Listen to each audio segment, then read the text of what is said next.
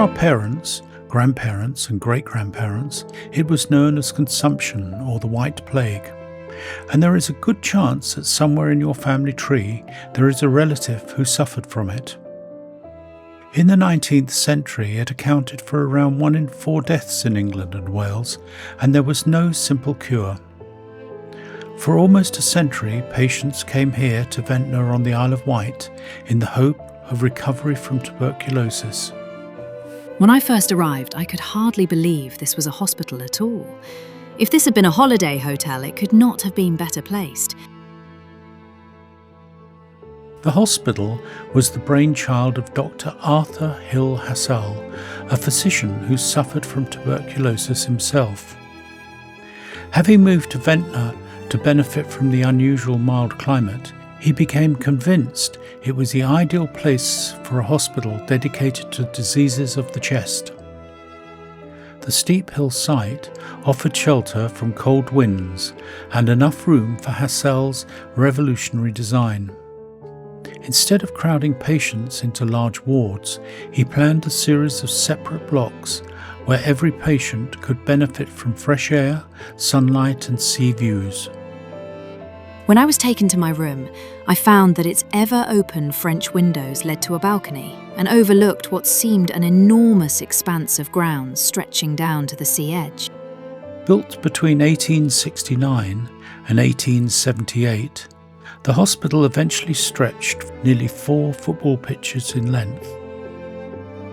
Visiting members of the British Medical Association declared, "No other in Europe can compare with its completeness, and for the combination of comfort and scientific purpose." Every patient had their own bedroom, something highly unusual at the time. Patients came from across Britain and overseas, and by the outbreak of the Second World War, more than 38,000 patients had been treated there. But what was life like for patients and staff who lived and worked there? At night, it was bitterly cold. We slept under 7 blankets, jumpers over our nightdresses, even mittens, because the French windows had to stay open winter and summer. Most of all was the remembrance of the cold, because the doors were open day and night, never closed, so I slept with hat, scarf, gloves and anything to keep warm. The cold became one of their strongest memories because Victorian doctors believed fresh air and long periods outdoors, whatever the season, offered the best chance of recovery. Life in the hospital was governed by strict routines, something on which the treatment depended. Every afternoon we had an hour's compulsory rest. Every Friday we were weighed like cattle. Meals were plain: 2 thin triangles of woody bread and butter and jam with pips. We called it Buddy Woody and laughed about it. Weight gain was considered a sign of recovery. Weight loss could mean longer stay in hospital. So some of the patients had their own tricks to avoid being kept in longer. The girls would pick up stones because they feared losing weight and being kept longer in hospital. The stones went into dressing gown pockets before weigh-ins. Despite the seriousness of the disease, friendships flourished.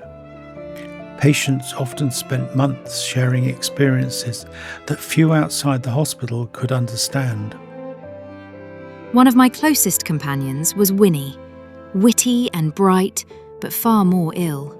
She later had to be moved to Brompton, and she died not long after. Her absence left a gap nothing seemed to fill.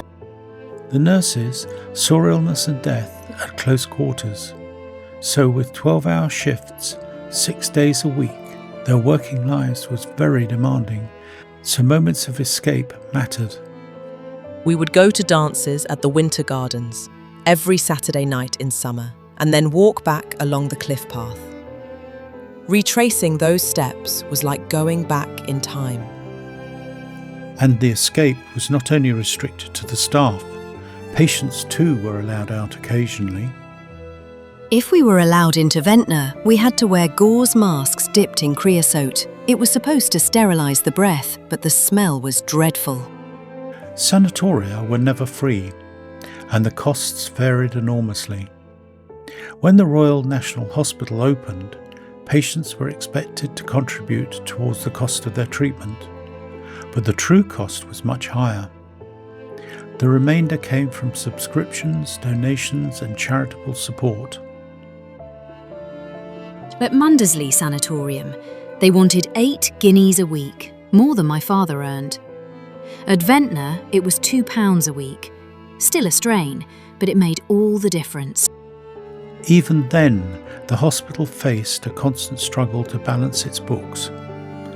By the 1930s, with around 250 patients in residence, the hospital cost around £500 a week to run. To help meet those costs, the hospital became a village in its own right. It grew much of its own produce and even kept a piggery.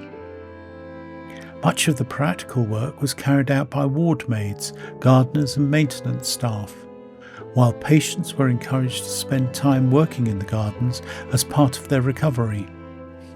Then walks were gradually introduced in the lovely grounds, for just a short time. We were also able to choose from the activities which were available. I did a bit of planting with Mrs. Pilling. This was known as occupational therapy. The hospital generated its own electricity, but the lighting was very dim. All you could do was talk to your roommate or listen on headphones to the hospital radio. Donald Piers at 9 o'clock was a favourite. Evenings meant sitting in dressing gowns, chatting or playing charades. Sometimes we laughed until the nurses came to quiet us, but the laughter kept our spirits up. Those friendships and shared moments helped many patients through what could be months and sometimes years of treatment. For some, the treatment worked and they returned home to resume their lives. For others, it did not. By the time I left, I'd put on £12. Everyone said how much better I looked. I hated feeling fat, but it was counted as success. I pushed to leave after 5 months instead of 6. No prisoner could ever have felt more thankful for release. As the train pulled out of Ventnor, the whole episode slipped away like a dream on waking. Everything began to change in the 1940s with the arrival of streptomycin, the first effective antibiotic against tuberculosis. Patients who once spent years in sanatoria could increasingly be treated more effectively and in shorter periods. The need for great institutions like Ventnor slowly faded. The Royal National Hospital closed in 1964 and the buildings were demolished in 1969.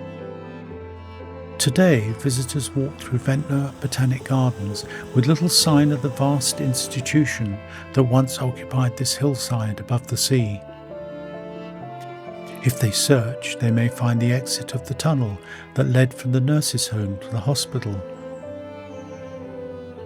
or the potting shed that was once where patients sat during the day.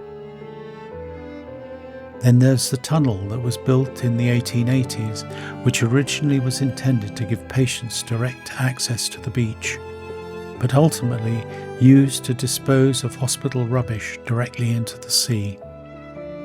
As for the hospital that brought hope to thousands of patients, all that's left is a car park where the original buildings once stood.